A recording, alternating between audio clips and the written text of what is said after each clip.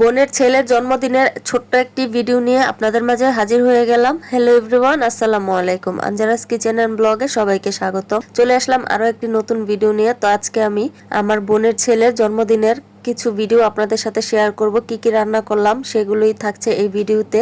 আর সবগুলো রান্নাই আমার বোনের বাসায় করেছি।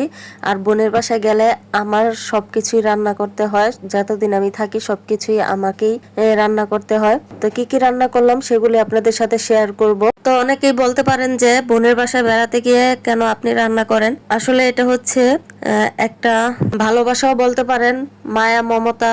আর রান্নার দায়িত্ব কিন্তু সবাইকে দেওয়া হয় না। আমি মনে করি আমার হাতের রান্না ওদের সবার ভালো লাগে, সেজন্য আমাকে দায়িত্বটা দেয়, ভালোবেসেই দেয়। আর আমারও করতে ভালো লাগে। আর আমার বোনের বাসায় গিয়ে আমার রান্না করতে অনেক ভালো লাগে, কারণ জায়গাটা একদম খোলামেলা, একদম লাইট লাগে না, কিছু না, সব সময় ফর্সা থাকে। ভিডিওটা দেখে আপনারা নিশ্চয়ই বুঝতে পারতেছেন যে কতটা ক্লিয়ার। তো ভিডিও দেখেই বোঝা যাচ্ছে। তো এইভাবে আমি সবকিছু রান্না করে নিচ্ছি কথা বলতে বলতে। গরুর মাংসটা তো রান্না করা প্রায় শেষ। চিকেন গুলোকে ভেজে নিয়েছি, মুরগির রোস্ট করব সেজন্য। তো আমি আরেক চুলায় হচ্ছে মুরগির রোস্ট বসিয়ে দিয়েছি। তো এখানে পেঁয়াজগুলোকে ভেজে নিচ্ছি। আমার মাকেও যখন কোনো আত্মীয় স্বজনের কিছু হতো, আমার মাকেও এই দায়িত্বটা দেওয়া হতো। আমার মাই সবকিছু রান্না বান্না সবকিছুতে থাকতো। আমার নানিদের বাড়ি বা আমাদের আত্মীয় স্বজনের কারো কোনো অনুষ্ঠান হলে। তো এখন আমার মা মারা গেছে। মা মারা যাওয়ার পর থেকে মানে কোনো কিছু হলে সবকিছু রান্না বান্নার দায়িত্বটা আমার উপরেই আসে। তো কথা বলতে বলতে এখানে আমি গরুর মাংসটা রান্না করে ফেলেছি। আর কিভাবে রান্নাটা করলাম আপনারা তো দেখতেই পেলেন। আর রান্না তো আমরা সবাই করতে পারি।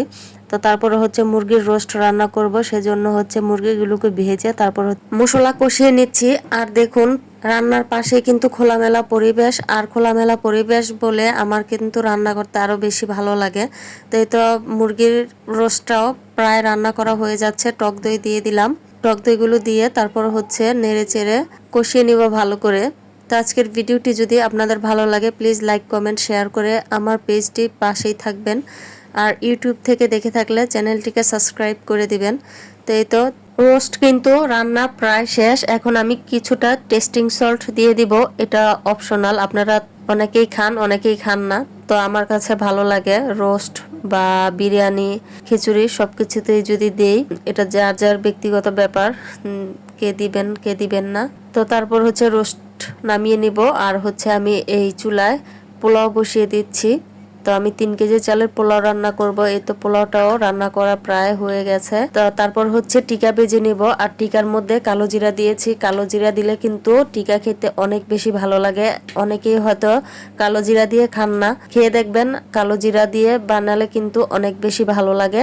আর সাথে হচ্ছে আমি পেঁয়াজটাকে ভেজে দিয়েছি। কাঁচা পেঁয়াজটার থেকে ভাজাটা বেশি ভালো লাগে। তো এই তো তারপরে হচ্ছে আমি টিকাগুলো ভেজে নিব দুইবারে, একবারে ভাজা যাবে না, 2-3বারে আমি ভেজে নিয়েছি। তো টিকাগুলো কিন্তু দেখতে অনেক সুন্দর হয়েছিল আর মচমচে হয়েছিল। আর টিকা কিন্তু ঠান্ডা হলে খেতে ভালো লাগে না, গরম গরমই খেতে ভালো লাগে। তো এই তো আমার সবকিছুই রান্না শেষ। তারপর হচ্ছে খাওয়া দাওয়া হয়ে গেছে সবার। এখন আমরা 2টা কেক এনেছি। কেকগুলোকে বাচ্চারা সবাই মিলে কেটে নিবে। আপনারা কে কোথা থেকে ভিডিওটি দেখছেন কমেন্ট করে জানাবেন। তো আজকের মতো এই পর্যন্তই। চলে আসবো আরো একটি নতুন ভিডিও নিয়ে। সে পর্যন্ত ভালো থাকবেন সবাই। আসসালামু আলাইকুম, আল্লাহ হাফেজ।